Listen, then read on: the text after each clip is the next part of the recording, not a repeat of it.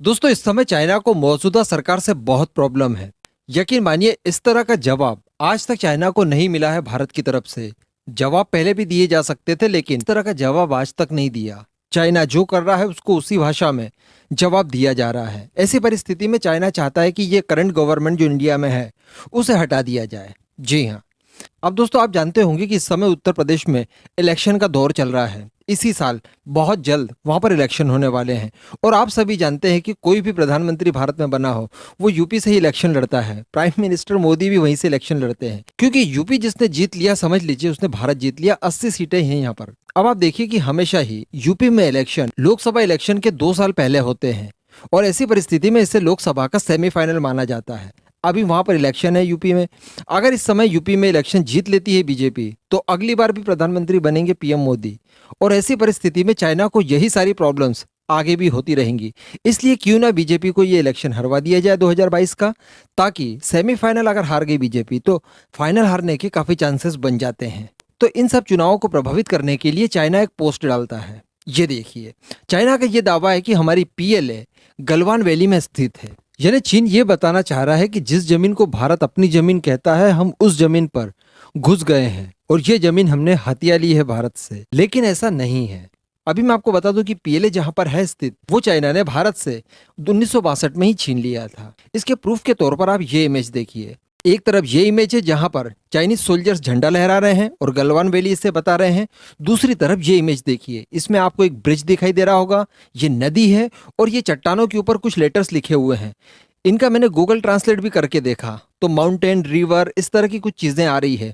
दोनों ही फोटोज में आप देख रहे होंगे कि टेक्स्ट एक ही है। जो चाइनीज लैंग्वेज में लिखा हुआ है ये दोनों एक जैसी हैं। ये एक ही लोकेशन की है।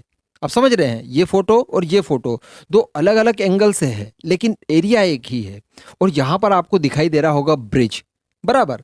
अब चाइना ने ये सारी फोटोज डालकर ये बता दिया कि भैया हम तो गलवान में स्थित हैं, और ये बताने की कोशिश की कि भारतीय एरिया में घुसकर और फिर हमने हमारा झंडा फहराया है। इसके बाद तो पूछिए ही मत, भारत में भाई हाहाकार मच गई। कौन सा विपक्षी पार्टी ऐसा बाकी है जिसने इसको लेकर कमेंट ना किया हो। कई सारे यूट्यूब चैनल भी भिड़ गए। यहां पर मैं आपको बता दूं कि मोदी जी को आपको बदनाम करना तो कई माध्यम है।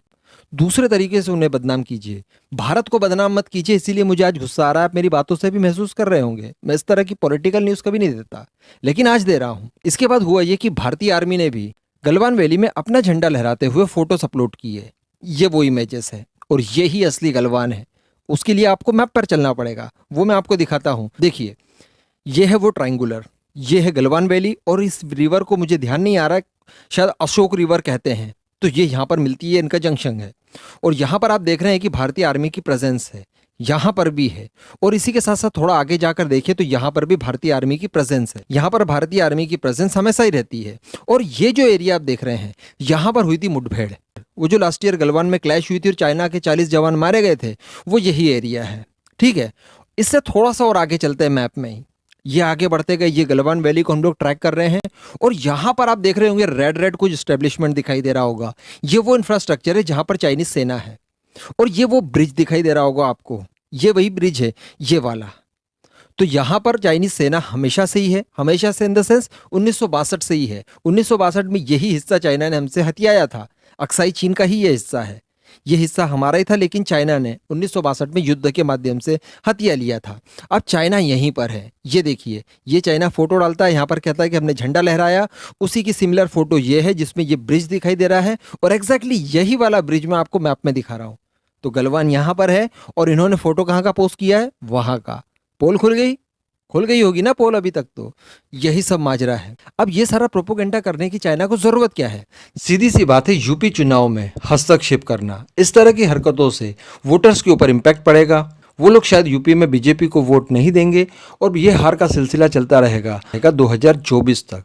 तो यहाँ पर आपसे रिक्वेस्ट है कि अगर आपको बीजेपी को वोट नहीं देना है तो कारण कोई और रखिए। इस कारण को आप मुद्दा ना बनाएं। जय हिंद।